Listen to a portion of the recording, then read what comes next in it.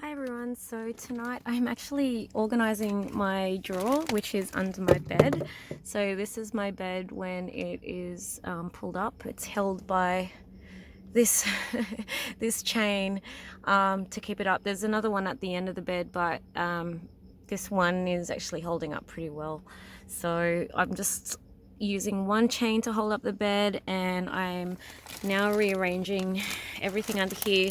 So this side, which is the left side of the Titan drawers, I'm dedicating to all of my Wiccan witchy ritual stuff. So over the course of the year, I've started organizing things where all my herbs are in this one plastic. I know plastic is not great, but I've got my herbs all put in here that I've collected. I've got some lavender. My friends and have so nice, and I've gotten a lot of tea light candles. I think this was actually once my mum passed away. I just my dad's not religious, so he didn't need the tea light candles, so I've got my mum's candles. I also have my sage. So I actually do cleanse my van once I do paranormal investigations. If I've been to a cemetery, I also have my Palo Santo that I got from the Mind Body Spirit festival, so that was really good. In here I've got different incense, different colored ribbon, silver candles are for Hecate. I also have different colored pillar candles or little votive candles, so different color correspondences. I've got more candles in different colors.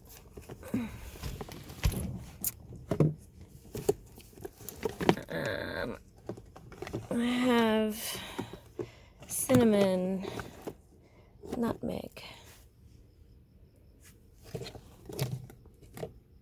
sage.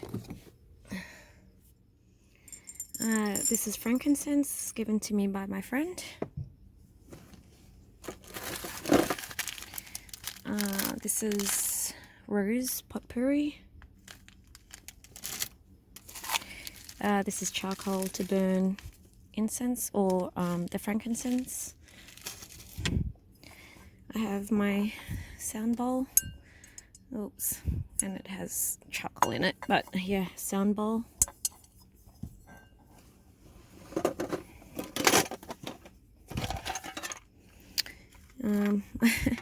Yeah, Palo Santo, charcoal, an old key represents Hecate, incense,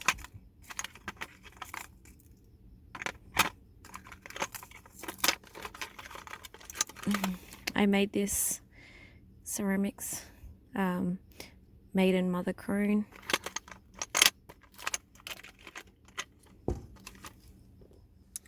I was given this box by my friend, so thanks to my spiritual sister, my soul sister. I got this for my birthday, which was really lovely, and it has a pentagram on there. And so I use this box as my traveling altar. So if I want to do ritual outside, I can bring this with me. So it just has a texture. It has like little birthday candles that I got. White is pretty much a multi-purpose ritual color. So the pink, blue and yellow, they have different correspondences depending on what your intentions are. My friend also included this book, which is really nice, with the Tree of Life, and if I do ritual or want to write anything, it's just like thoughts or anything that I want to go back to reference, I write it in that. Obviously having matches to go with my candles, and I include tea light candles in here. I like negativity, so I try to do binding spells binding rituals on things, people, just to protect my energy from yeah, people who have toxic energy. So I do binding spells with black ribbon. Also using bay leaf. So I have, yeah, I keep bay leaf in my, usually anything that I have spiritual, I just keep bay leaves, because if you want to do some manifesting, or if you want to do rituals where you want to you know, set your intentions, you can write it on a bay leaf. Use the same texture or pen when you're doing ritual, and yeah, so basically set your intention, meditate on it, and then you burn it. And I have a cauldron. Maybe I'll do that, show that next time. But yeah, basically bay leaves are really good for rituals. I also, whenever I get a reading from somebody else, I actually write it down, and I look back on it later on if that, you know, I wouldn't say I don't trust people, but you know, if there's a reading and then, you know, I look back on it and then go, oh yeah, that actually was true or resonated with me. So yeah, so this, having a little box, and yeah, keeping a few items. You can keep a little vial of salt if you want to also use that for protection work. Yeah, even just little incense bottles that will fit in here as well. But I guess this is like, you know, I've just packed this one up from my last ritual, and I haven't like repacked it for anything else. But basically these little boxes are really cute and compact, so they fit yeah, nicely in my drawer. I got this Wiccan pack. I think it was from the post office. I don't know. But this one is by Sally Morningstar with consultant Gwyn. And it contains the Wiccan book and set of divination cards. So I don't really use it that much. I think I just like the novelty of it. So, whoopsie. So this is what it looks like. It has some good information if you're like a newbie. It basically goes through history of Wicca, working with high magic. It has the kind of holy days, the 8 Sabbats, which is Samhain, which is winter solstice, Yule, Imbolc, spring equinox, Beltane, midsummer, Lugnad, I can't even say that, and autumn equinox.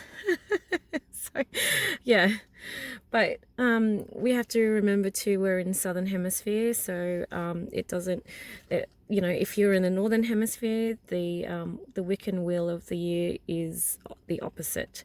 So at the moment we're in October, coming up to the northern hemisphere's Halloween, or All Hallows Eve, which is Samhain, which is when the veil is thin, and yeah, so that's October 31 to November 1. So this wheel is actually corresponds with the northern hemisphere, because that's Samhain or Halloween, but we're actually in Beltane. So I'm in Australia, and obviously it's flip, we're in spring.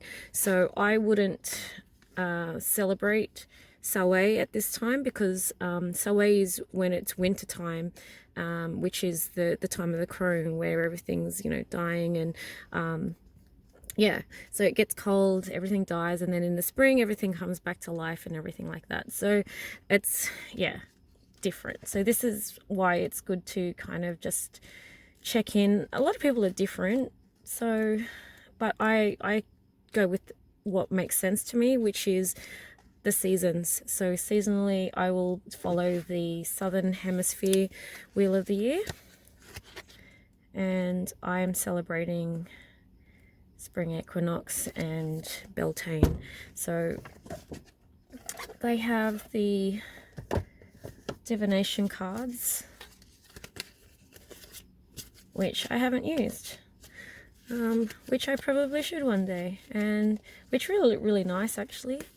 So I've been watching a lot of the tarot YouTube during lockdown, and yeah, it's interesting how they all read it do the intuitive readings, so I might give it a go.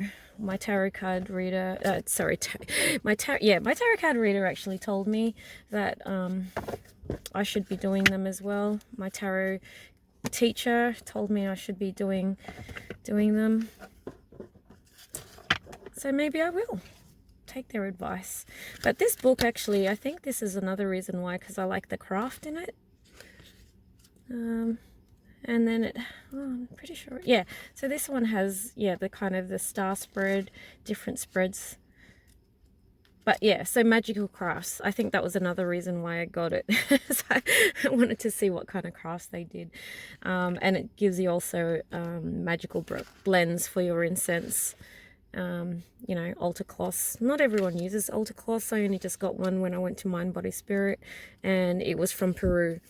So yeah, so that is what the Wiccan book, Weaving Magic into Your Life, pack looks like. If you're ever interested in getting one, I might actually go through it properly one day and give the divination cards a go.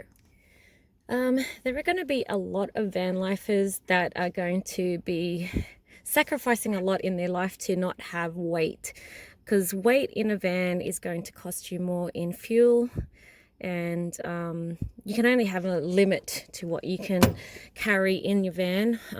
You know, that's why I did the whole weighing the van without anything in it, in order for it to be certified as a motorhome. So one of the things I didn't sacrifice was my books, because I know that I can download books and things and read it off Audible or something like that. But for me, because I'm an old school nerd, I actually like reading physical books that have pages. So one of the things that I chose to have in my van is a library, and they're not little books. So one of the things that I eventually want to read in my life is the 3 books of occult philosophy. One of the challenges is that it is written originally in Old English, and I really love Old English, so I want to actually get through it with the translation one day. So this is one of my goals, and I wasn't going to throw it away. It was really expensive, so I got this, and that's Lil and Source book series. And I also got the 4th book of occult philosophy, and this is written by Henry Cornelius Agrippa of Nettesheim, and it was translated by Robert Turner. So those are the 2 main books, which are my biggest books, I should say, that I hopefully will read once in my lifetime.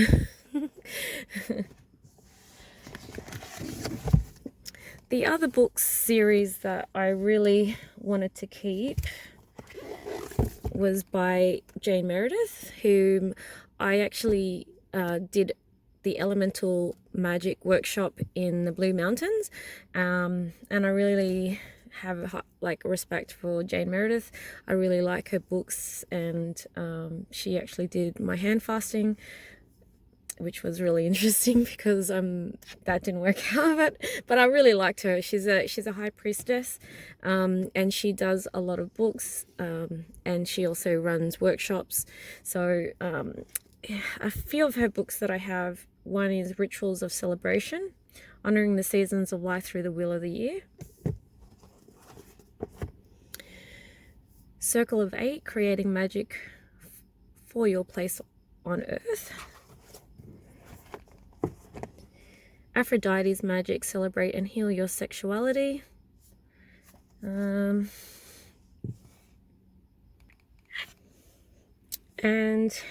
finally, The Journey to the Dark Goddess, How to Return to Your Soul. So yeah, the Jane Meredith books, there are more in her series that she does, but these are the ones that I have to get through as well. I start reading them and then I'll move on to something else. I have such a short attention span. But I have these books because I'm really interested in, when I'm in the mood to read, I'll sit down and read them. But I really, if you ever get to meet Jane Meredith, I think you'll enjoy her company as well, and the interesting things that she talks about. when I first started, you know, looking into Wicca, it was a long time ago, probably when I finished high school. I think I was about 19 or 20. I left the Catholic Church, and yeah, I started going on my own path.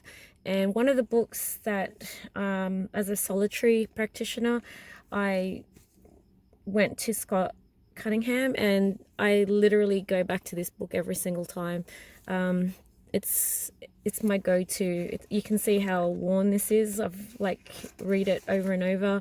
I even copied and pasted it from the internet, some of the blessings and things, so I could print them out and just like have a quick, you know, made my own for quick rituals and things like that, just so I can take it out. I don't want to bring this out, you know, in case I lose it. But yeah, this is like my favorite. It's like I hate using the word Bible, but this is basically my go-to book. I've had it for so long. Yeah, it's so faded. Look, it's got paint on it and everything. But this was my first reference to Wicca, and I still use the runes when I do ritual and want to do intentions. There's rune magic, but yeah, and I've look up the correspondences to things. So I do use a couple of books to reference. One of those other books is this one, and I think it was really serendipitous that I actually found this book, because I was in a place that I've never been to. It was a market, so I went to the markets. I can't even remember the place, but I was walking past the front of the market, so on the street, and this book happened to be sitting there, and it was brand new when I saw it. So there was a couple of books, but this one is The Beginner's Guide to Wicca and Magic. It's Australian written too. I'm pretty sure it's Australian. So I found this on the street, and it was brand new, and I was like, man, just happened to be there. It must be for me. The universe just dropped it in my lap. But I actually use this to reference correspondences. So obviously, yeah, so if I want to do like little spells and things like that, they're already written. I can make my own, but yeah, this has all the botanical herbs and botanical references. And so when I want to do something to do with money, then I'll have a look at all the things that have to do with money. When is the best time, you know, according to the lunar phases, what day of the week. I don't really care about the days of the week, because I go by the moon. So if it's full moon, waning, new moon, waxing, so I tend to have a look at what phase of the moon it is before I do any kind of ritual. But you know, this has color correspondences, flowers, crystal stones, incense, even animal spirits. So this is why I know it's Australian animal spirits is in here. Then it has the goddesses and gods. So this is actually a really good reference. I don't use everything in it, but like I said, you know, the more resources that I have and cross-reference and what I feel I can connect with, I will just use it. And yeah, so over the course of time, I go with Hecate and Kali.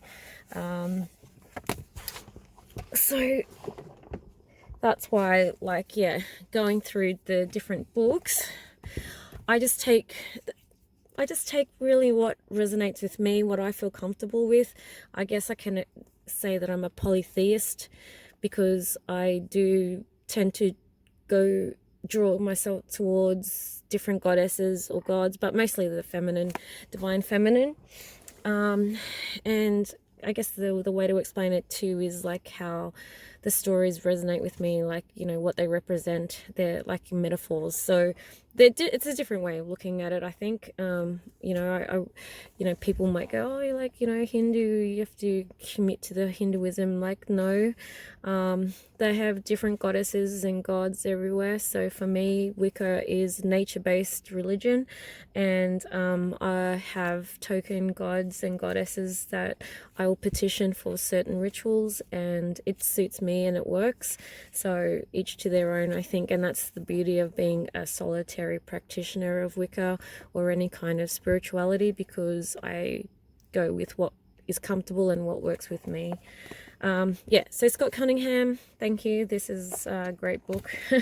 I did get Living Wicca. I don't use it as much. I like it. It was a good read. You know, I did use it a few times, depending on the stages of my life. So everything is kind of fluid. There are references to things that, you know, from the first book as well, which is nice. So you can, the bay leaf that I showed before, like, you know, if you want to put symbols on things, if that helps you visualize your intent, you can use this as a reference. Yeah, so if you want to try to visualize protection, for example, do a protection spell, yeah, they'll give you the Wiccan symbols and things like that. So if it's a good, I've been doing this for a while, you know, more dedicated. Sometimes it depends on the time that I have in my life, but you know, the more you read and cross-reference, you create your own spirituality, I guess. I probably should say this is one of the first and only magazine that I ever got, Witchcraft. I think that's where I started, actually. This was a million years ago. I can't even remember, but it's an Australian one. Obviously, it has Southern Hemisphere Wiccan calendar, but I still have it after all these years. I still have this one, which I think is really funny. Why I'm such a hoarder. I keep so many things. It doesn't have the date. Anyway, it probably has a date somewhere, but this was my very first Witchcraft magazine. And I did get these from the shop, but not everything I don't agree with. Obviously, this is for just quick references for people who haven't, you know, if they're just starting. But like I said, I wouldn't go with just this as my main reference, because not everything is right on here. And like I said, do your reading, especially if you're new. It's a continual thing. Just keep reading and learning new things, and go with what suits you. I'm into Feng Shui. My mum actually had this book and I nicked it off her. And I actually like Feng Shui. It's not going to happen in my van. But when people have hauntings, I actually use Feng Shui to actually cure some of the things in their house. And it's worked for them. Like, they've given me feedback to say, you know, the advice that I gave them, based on the Feng Shui, like looking at their house.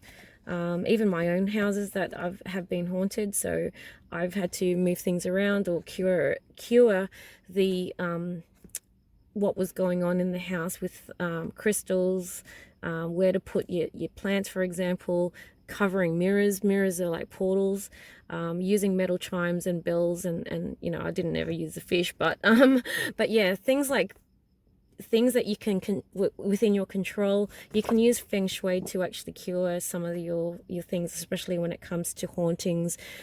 Change your luck, obviously.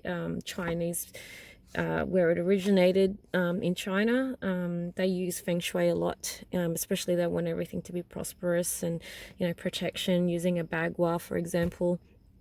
They all help.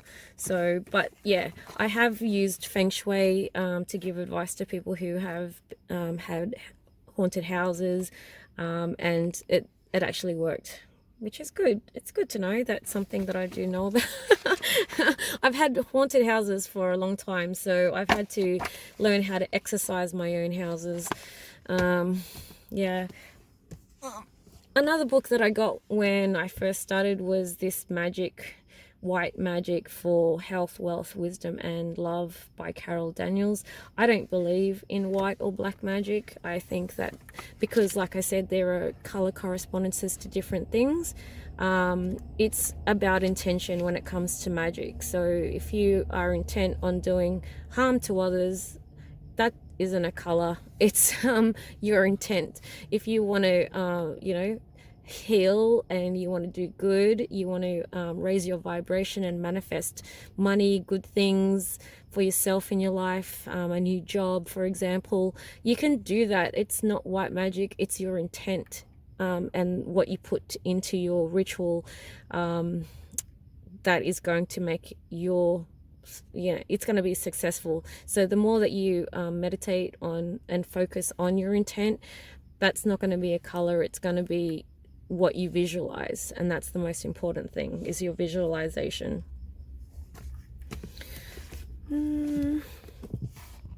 So there are books that I have brand new. I haven't really read them. I have started. Obviously, I've gotten... Oh, Jesus. I can... Ew. Ew. Why do I even have that? That's one way. Oh my God. There you go. There's me now. And that is how you just get rid of it. Bad energy. Just, no, yuck. Get rid of it. Why is it even in there? Holy crap. Okay, so obviously I've used an old photo, and I have read some of this book, obviously, and I got this after I started it, so I don't know why I even got it, but I think just to get another perspective on Wicca. I might have like kind of left it for a bit and then gone back to Wicca. And then found this book by Thea Sabin, I think that's how you say it, and obviously started reading it, and it was at a time where I thought I was in love with somebody, but he was they were a narcissist. So yes, get rid of that shit. Dump it.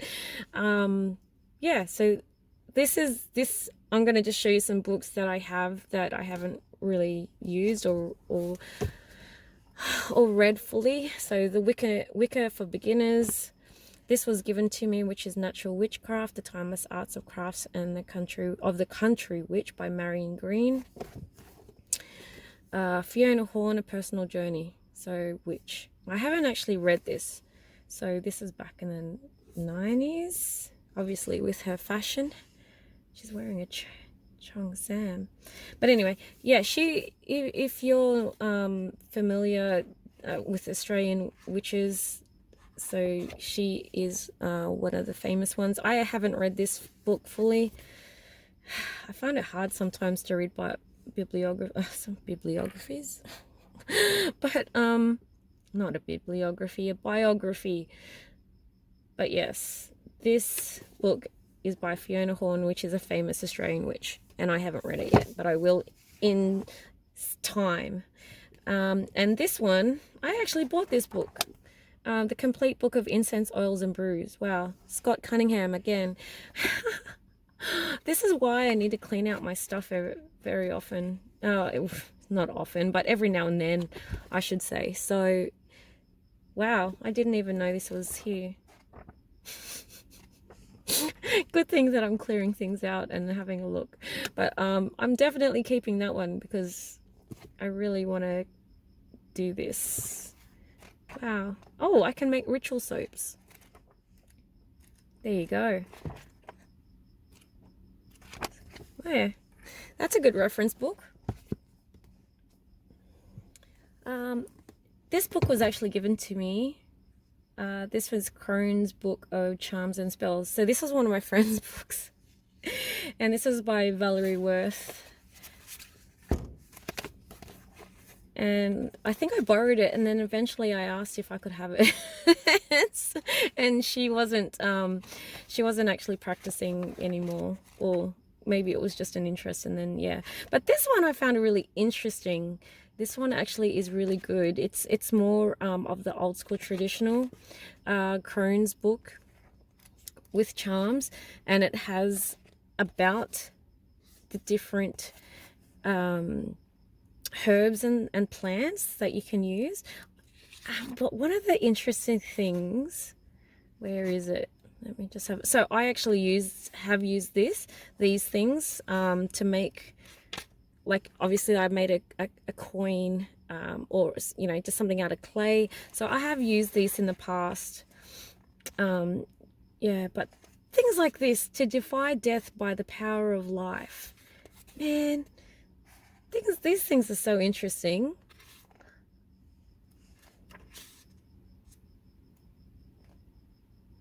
Yeah, I find it really interesting. But there's this one, let me just try to find it.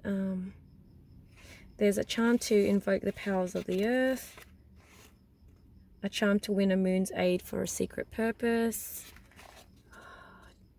a charm to win immortality from the sun. Like, interesting. A charm to drive away evil, a charm to form an alliance with the trees. Has anybody done this? Obviously I've marked this page. A charm to bind an enemy, which is what I do a lot. I just don't want enemies to come anywhere near me. A charm to transform death into life. Has anybody ever done this? I personally have not, and I don't know if I ever could. I also wouldn't do a charm to procure the heart's desire. I don't know. Love spells, no. I wouldn't. I just think things should just happen naturally. Yeah, a charm to win another's love, no, I wouldn't. Oh, look, a charm to keep a cat from straying. And there's a charm to gain wealth. I do charms, but not these kinds. Maybe the wealth one, yeah. A charm to cause a proposal of marriage, no, I wouldn't.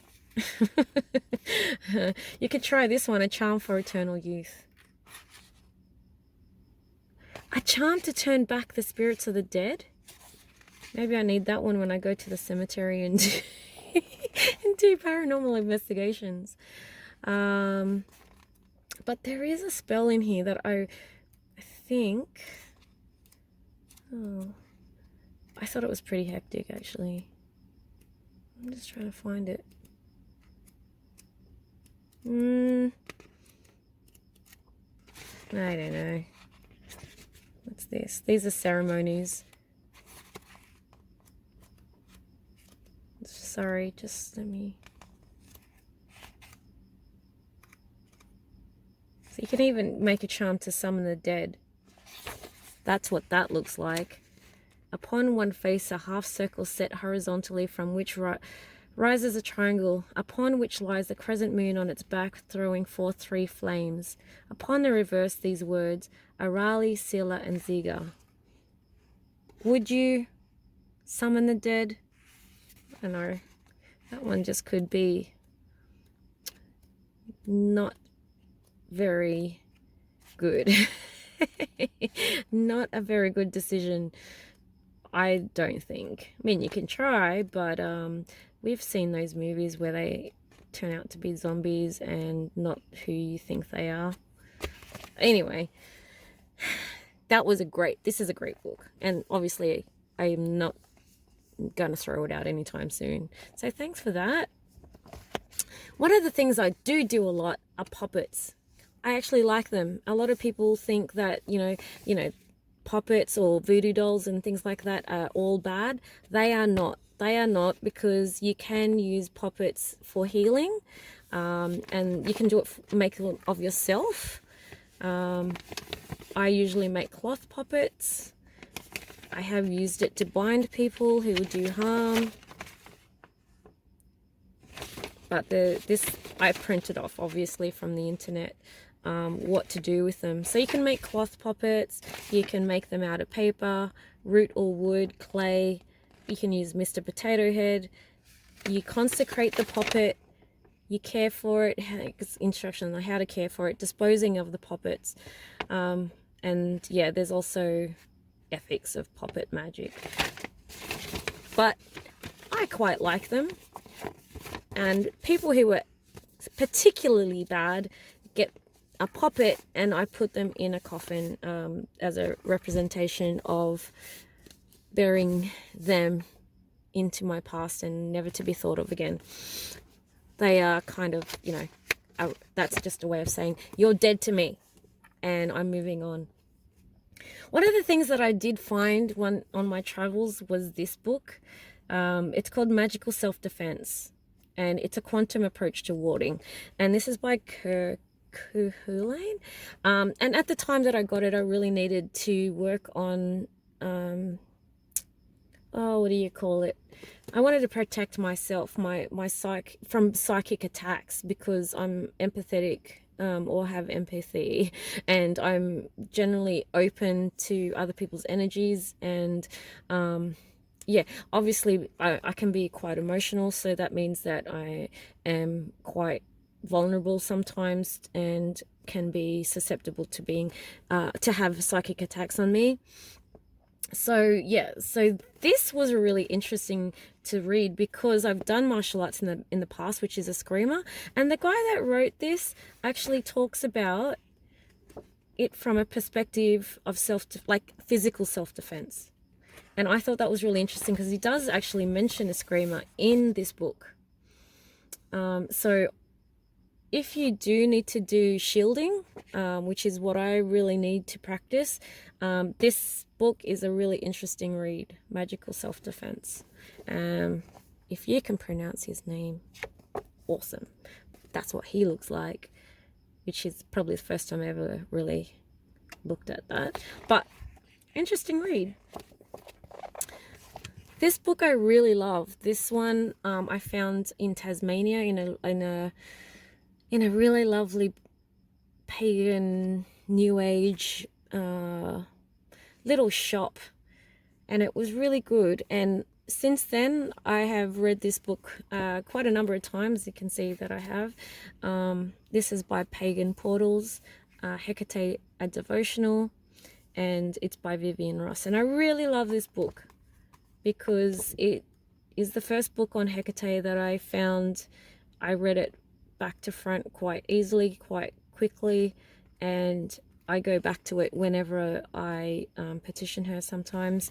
And you know, when you petition somebody, and you can use the names in here, so Dark Queen, Lady Wisdom, Lightbringer, She of the Night, Serpent Dragon Queen, you know, all these names for her, Torchbearer. You see, like, oh, where did I get that? Oh yeah. So I really love this book. If you have any suggestions on any other books in this series or about Hecate, that'd be great to leave in the comments, because I am interested in getting more books like this. Quick, easy to read, but full of information.